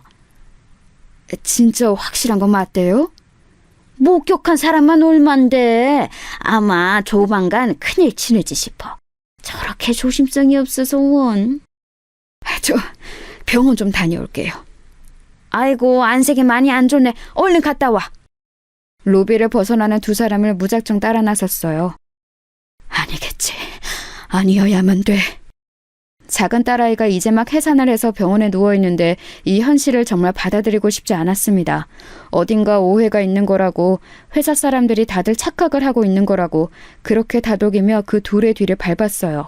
그리고 마지막 제 그 기대는 정말 무참히 짓밟혔습니다. 두 사람은 주위를 두리번거리더니 손을 잡고서는 회사 근처의 한 모텔로 들어갔어요. 다정히 모텔 안으로 들어가는 두 사람의 모습을 보자마자 그 자리에 우뚝 멈춰 섰습니다. 그리고 다리에 힘이 풀려 주저앉았어요. 이 현실이 정말 믿기지 않았습니다. 그렇게 그 자리에서 앉아서 작은 딸아이 생각에 눈물만 흘리고 있을 때 얼마의 시간이 지났는지 더 다정한 모습으로 그 모텔을 나오는 두 사람을 봤습니다. 그때 제 머릿속에 불꽃이 번쩍이는 듯 했어요. 그리고 정신이 확 차려졌습니다. 내 이 개자식을 가만두나 봐라. 이가 갈렸습니다. 이제 정신을 차렸고 철이 들었다며 칭찬했던 과거의 제 자신에게 돌을 던지고 싶었어요. 가만두지 않겠다고 다짐은 했지만 이제 막 해산한 작은 딸아이가 이 소식을 들으면 얼마나 충격일지 걱정이 되어 그날 저녁에는 잠도 오질 않더군요. 그래서 큰 딸아이에게 먼저 이야기를 하고 의견을 물어보기로 했습니다. 이 처죽일 새끼! 내가 사람 고쳐 쓰는 거 아니랬지? 내가 당장 죽여버릴 거야! 당장이라도 머리채를 잡으러 갈 듯 일어서는 큰딸을 잡아다 앉혔습니다. 민정이 이제 막 몸 풀었는데 민정이가 받을 충격도 생각해야지. 큰아이가 그제야 아차하는 얼굴로 털썩 앉더군요. 그리고 눈물을 흘리기 시작했습니다. 민정이 불쌍해서 어떡해. 내 동생 불쌍해서 어떡해. 불쌍할 거 없다. 그런 나쁜 놈이랑 빨리 갈라서고 새 인생 살면 돼. 우리 민정이가 뭐가 부족해서. 큰아이는 한동안 앉아서 한참을 울었어요. 저도 눈물이 났습니다. 그래도 이렇게 모른 척 넘어갈 수는 없는 일이에요. 그거야 당연하지. 제가 민정이랑 이야기해 볼게요. 괜찮겠니? 흥분 안 하고 차분히 잘 이야기할게요. 민정이가 최대한 상처받지 않게. 그렇게 말하고는 돌아갔습니다. 그리고 며칠 뒤 큰아이에게서 연락이 왔어요. 동생에게 잘 말했다더군요. 처음에는 믿고 싶지 않아 했답니다. 왜 아니겠어요. 그래서 아니라고, 언니나 아빠가 잘못 알고 있는 거라고. 그러다 문득 요즘 이상하게 행동했던 부분들이 불현듯 떠올랐다 하더군요. 휴대폰 전화를 자기가 없는 곳에서 받는다든지 부쩍 늘어난 출장 같은 것들 말입니다. 이상하다 생각했지만 별 생각 없이 넘겼던 일들이 다르게 생각하니 다 그것 때문이었던 것 같다고 말이죠. 그리고 더 이상 남편의 얼굴을 보기 싫어. 이유는 감기가 걸렸다고 옮는다고 조리원엔 당분간 오지 말라고 그랬다더군요. 그랬더니 거절도 한번 하지 않고 바로 알겠다고 하는 걸 듣고는 너무 화가 나서 울었다고 말이죠. 자기는 이제 더 이상 그 사람 꼴도 보기 싫으니 언니나 아빠가 다 알아서 하라고 이야기했다는 말을 전해 들었습니다. 그리고는 울면서 그때 언니와 아빠의 말을 들었어야 했다고 후회했다고 하더군요. 결혼 생활 내내 왜 그러고 살았나 후회하면서 말이죠. 언제나 자기가 더 좋아해서 언제나 자신의 약자였다고요. 그 이야기를 듣는데 정말 눈물이 났습니다. 동시에 화가 치밀어 올랐어요. 평생을 후회하게 만들어줘야겠다는 생각이 들었습니다. 반드시 그렇게 만들고야 말겠다고 말이죠. 다음 날 작정을 하고 회사를 출근했어요. 이씨, 오늘 어딘가 비장해 보이는데? 그래요? 그니까 오늘 분위기가 어딘가 다른 것 같은데? 무슨 일 있어요? 없어요. 그렇게 말하고는 로비에서 사위가 나타나기만을 기다렸습니다. 하지만 엇갈렸는지 제가 상당히 일찍 왔음에도 불구하고 출근길에서는 보지 못했어요. 그리고 어느덧 점심시간이 다가왔습니다. 식사하러 안 가요? 아, 네, 가야죠. 하면서 아직 나타나지 않은 사위를 기다리는데 마침 엘리베이터에서 내리더군요. 마찬가지로 옆에는 그 여자 직원과 함께 말이죠. 아이고, 저 양반은 저렇게 티를 내고 다녔어야 우원. 그런 이야기를 들으며 자리에서 벌떡 일어났습니다. 그리고 사위 쪽을 향해 소리쳤어요. 아이고, 박서방! 회사에서 보니 반갑네. 제 그 인사에 둘째 사위가 눈을 동그랗게 뜨고서는 저를 바라보더군요. 그리고는 당황한 듯 주변을 두리번거리더니 서둘러 그 여직원과 밖으로 나갔습니다. 그 모습을 보던 동료 경비원이 지금 뭐하냐는 듯한 얼굴로 저를 바라봤어요. 박서방이라니 그게 무슨... 둘째 사위예요.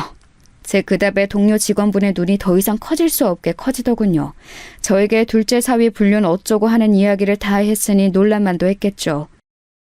아이고, 나는 그것도 모르고 아우, 괜한 소리를 늙어서 주책을 부렸구먼. 괜찮습니다. 알아야 할 일이었는데요. 저 망할 놈의 자식 가만히 안 두려고요. 저의 그 말에도 동료분은 자신을 계속 자책하듯 미안하다는 말만 반복하시더군요. 그래서 정말 괜찮다고 수십 번 말해줬습니다. 그리고 곧 사위에게 전화가 왔어요. 무표정한 얼굴로 받았습니다. 장인어른, 대체 왜 그러신 거예요? 내가 뭐? 회사에서는 모른 척 해달라고 분명히 부탁드렸었잖아요. 나도 모르게 반가워서 그랬나 보네. 미안하네. 진짜 조심해 주세요. 같이 있던 직원한테 그냥 둘러댔으니까 앞으로는 꼭이요. 그래. 하지만 저는 전혀 그럴 마음이 없었습니다. 사위는 이번에는 다른 직원들과 여럿이 어딜 가는 듯 우르르 로비로 내려왔어요. 그리고는 저를 슬쩍 보고는 가더군요. 그 모습을 보고 다시 한번 벌떡 일어났습니다. 그리고는 사위를 향해 소리쳤어요. 아이고, 박서방! 지금 퇴근하나? 민정이 병원에는 오늘은 가나? 분명히 낮에는 이제 아는 척하지 않겠다고 해놓고 다시 이러니 저 양반이 노망났나 하는 얼굴로 저를 바라보더군요. 그리고는 무슨 일인지 수근거리는 주위 직원들을 보고 얼굴이 벌개지더군요. 욱한 듯 화를 참지 못하는 얼굴로 저벅저벅 저에게 다가왔습니다. 진짜 왜 이러세요? 내가 뭐? 아무렇지 않은 얼굴로 내가 무슨 잘못을 했는지 모르겠다는 듯 대답했어요. 그랬더니 화가 많이 난 듯 보이더라고요. 노망 나셨어요? 내가 내 사위한테 박서방이라고 그러니까 뭐? 아는 척할 수도 있지. 제가 일부러 그렇게 큰 소리로 말하니 그 자식은 더 부끄러운 듯 자기 얼굴을 감싸주더니 뒤를 흘낏 보며 눈치를 다시 한번 보더군요. 그 사이에는 바람난 그 여직원도 함께 있었습니다. 아는 척하지 마세요. 쪽팔린다고요. 이렇게 직접적으로 말을 해야 알아들으시겠어요? 진짜 왜 이러세요? 네? 원래 본인의 성질을 참지 못하고 험악한 얼굴로 저에게 그렇게 소리 지르더군요. 그 모습을 옆에서 가만히 보고 있던 동료 경비원이 사위의 행동을 더 이상 참지 못한 듯 벌떡 일어났습니다. 사위가 장인에게 할 말이 있고 못할 말이 있지. 자네 지금 뭐 하나? 요즘 젊은 것들은 하여간. 그 경비원의 말을 듣고는 사위는 눈이 돌아갈 듯 보였습니다. 이 아저씨도 노망이 났나? 지금 1층에서 경비나 보는 주제에 이 회사 정직원한테 이래라 저래라를 해? 주제도 모르고? 단체로 미쳤어? 그러면서 동료 경비원분 어깨를 툭 치길래 화가 나서 더 이상 참을 수가 없었습니다. 저놈의 버르장머리를 제대로 응징해줘야 하겠다는 생각밖에 들지 않았어요. 자네 당장 나 따라와. 그렇게 말하고는 앞장서 걸었습니다. 잠시 뒤에서 가만 서서 상황 파악을 하는 듯 보이던 사위가 이내 저를 따라오더군요. 아니 지금 대체 무슨 짓을... 시끄럽고 따라와.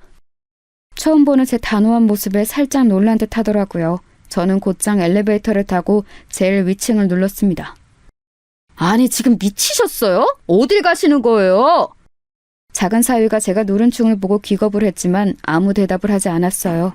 당연히 놀랐겠죠. 그 층은 이 회장의 사주이자 제 친한 아우가 있는 층이니까 말입니다. 물론 저랑 친하다는 사실은 작은 사위는 몰랐지만요. 맨 위층에 도착해 무작정 들이닥치는 저를 보고 놀란 직원이 말릴 새도 없이 회장실로 들어갔습니다. 그리고는 소리쳤어요. 자네 직원들 인성관리를 대체 어떻게 하는 건가? 제 큰 목소리에 놀라서 아우가 저를 올려다봤습니다. 그리고 그보다 더 놀란 둘째 사위가 제 손목을 잡아 끌었어요. 진짜 미치셨어요? 아이고, 회장님 죄송합니다. 빨리 나가요. 나가서 마저 이야기하세요. 그렇게 저를 잡아 끌던 사위의 행동이 멈춘 건 회장, 그러니까 아우의 태도를 보고서였어요. 아이고 형님, 무슨 일로 여기까지 올라오셨어요? 내려오라 하시면 제가 당장 내려갔을 텐데. 그 말에 그 안에 있던 비서실 직원들과 사위 모두의 행동이 멈췄습니다. 내가 지금 그런 거 따질 정신도 기분도 아니고. 자네! 하고서는 아우의 얼굴을 한 대 때렸어요. 물론 세게 때리지는 않았습니다. 하지만 정말 모두가 놀랐어요. 당연히 그랬겠죠. 1층에서 일하던 경비원이 회장실로 올라온 것도 모자라 그 회장이 경비원이랑 아는 사이 같은 것도 믿기지가 않을 텐데 그 경비가 회장 얼굴을 때리다니요. 이게 무슨 드라마 같은 상황인가 싶었을 겁니다. 뭐진 몰라도 형님이 이렇게까지 화가 많이 나신 거면 제가 무조건 잘못한 거겠죠.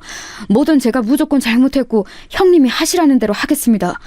근데 무슨 일이세요? 아우는 화난 기색이 하나도 없이 오히려 저에게 잘못했다 고개를 숙였고 그 모습에 또 모두들 한 번 더 놀란 것 같았습니다. 저는 제 손목을 잡고 있던 사위의 팔을 거칠게 떼어낸 다음 아우를 향해 말했어요. 자네가 자네 직원들 인성교육 하나는 제대로 시킨다 하지 않았나?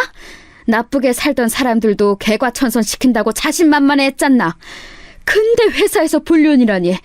그리고 경비 본다고 사람을 무시하고 말이야. 이런 직원들은 뭔가, 저희 그 말에 아우는 상황 파악이 된 듯 제 옆에 있던 사위를 보더군요. 사위가 움찔하는 게 느껴졌습니다. 저희 장인어른이랑 아시는 사이세요? 그 말에 아우가 사위를 한 번 쓱 보더니 어딘가 쌀쌀맞은 말투로 대답했습니다. 내 생명의 은인이자 가족만큼 소중한 형님이시지. 자네 이 회사 낙하산인 거 알지? 그거 내 낙하산이었어. 네? 작은 사위는 정말 몰랐다는 듯 눈이 휘둥그레졌습니다. 그리고는 그때부터 제 눈치를 보며 설설 기기 시작하더군요. 장인어른, 제가 정말 잘못했습니다. 뭔가 오해가 있으신 것 같으니 그건 저랑 따로 푸시고 일단은 고정하세요. 아까 밑에서는 노망이 났네 쪽팔리네 별소리를 다 하더니 왜? 지금은 내가 여기 사주랑 형님 아우 사이라고 하니 겁이 나? 사람 고쳐 쓰는 거 아니랬는데 내가 어쩌자고 너 같은 인간을 믿고. 그랬더니 다짜고짜 무릎을 꿇더군요. 그리고는 싹싹 빌기 시작했습니다.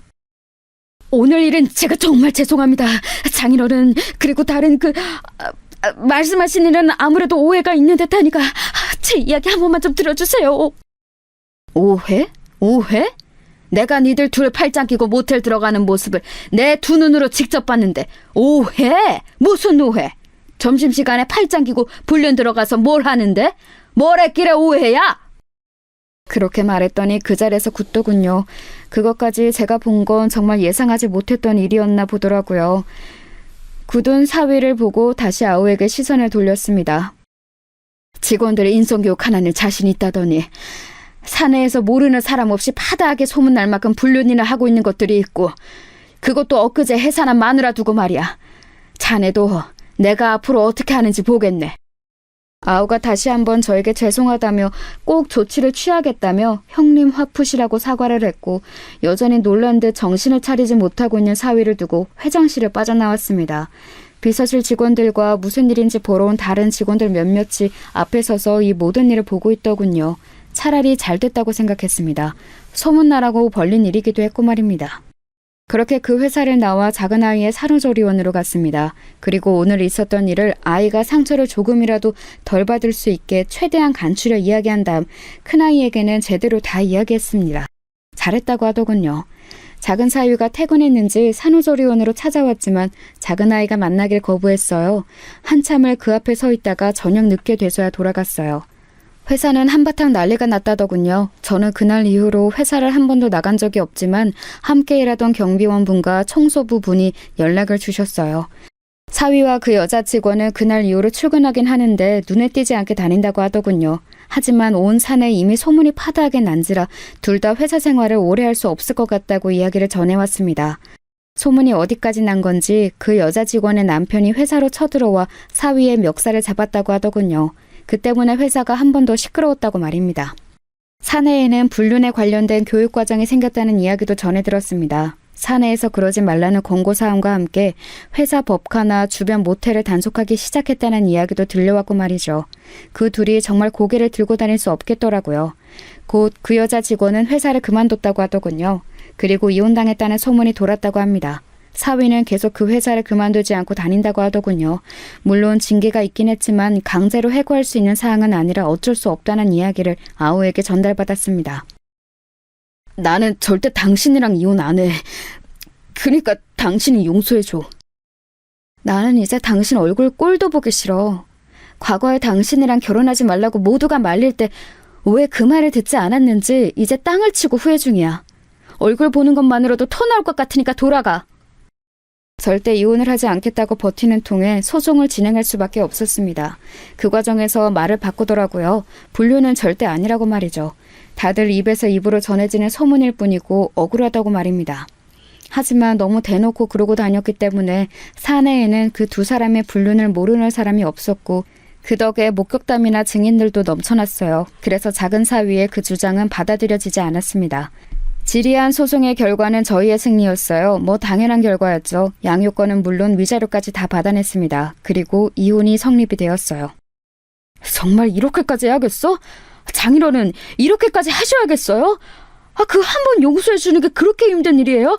저 그동안 잘했잖아요. 그 한 번? 자기 마누라 애 가진 동안에 장인어른이 소개해준 회사에서 여자랑 붙어먹은 게 한 번 용서해 줄 일이야? 그게 용서받을 수 있는 일이라고 생각하나? 정이란 정은 다 떨어져서 당신 얼굴 보는 것도 역겹다고 했지. 난 당신이랑 절대 다시 못 살아. 그러니까 그냥 포기하고 돌아가. 저희가 절대 받아줄 것 같지 않자 이제는 태도를 바꾸더군요.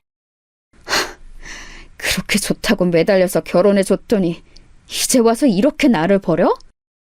안 그래도 내가 그때 왜 그랬는지 땅을 치고 후회 중이야. 그렇게 작은 사위와의 마지막이 끝이 났어요. 그 뒤로 한동안은 소식을 들을 수 없었습니다. 하지만 이내 소식이 들려오긴 했어요. 그 인간은 정말이지 변하지 않더군요. 이제는 정말 본인이 벌어서 생활을 다 해야 했기 때문에 어떻게든 회사에는 붙어있으려 한 것 같았지만 결국은 또 한 번 사고를 친 것 같더라고요. 다른 직원과 불륜을 했다는 소문이 한 번 더 돌았고 결국은 공고사직을 당했다고 하더군요. 그리고는 취직이 안 되는지 여기저기 전전하다가 작은아이에게 돈을 빌려달라는 전화를 했었다고 합니다. 이건 큰아이를 통해 전해들은 소식이에요. 물론 작은아이는 돈을 빌려주지 않았고 술을 먹고 집까지 찾아와서 다시 합치네 마네 하는 진상짓을 하다가 경찰이 출동하는 일도 한 번 있었던 것 같더라고요. 그마저도 작은아이는 제가 걱정할까봐 저에게는 말해주지 않았지만 말입니다. 그렇게 똑같은 일이 몇 번이 더 생기고 작은아이는 접근 금지 신청을 했어요. 그게 받아들여지고 나서야 그 자식이 찾아오는 일이 없었습니다.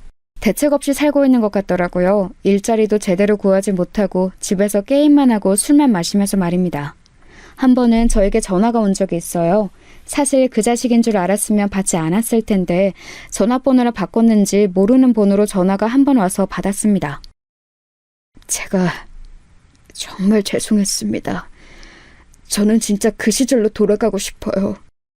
자네가 깨트린 걸세. 매일매일이 후회의 고통뿐입니다. 그러게, 그런 짓은 왜 저질렀나? 저는 정말 민정이가 이렇게까지 모질게 저를 잘라낼 줄은 몰랐어요. 언제까지 그 아이가 자네한테 죽고 못 살 줄 알았나? 아버님이 민정이한테 잘 이야기해 주실 수 없을까요? 저희 가족 다 행복했던 시절도 있었잖아요.